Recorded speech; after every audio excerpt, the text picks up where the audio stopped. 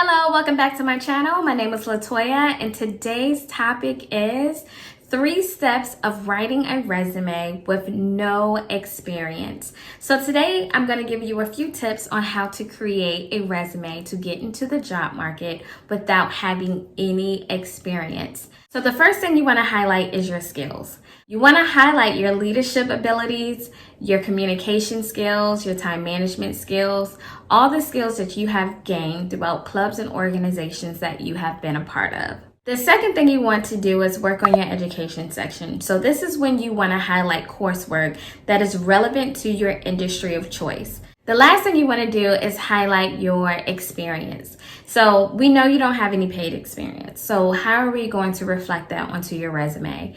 Maybe you have done some volunteer work. Maybe you had an unpaid internship. Maybe you started a small business selling a product or a service.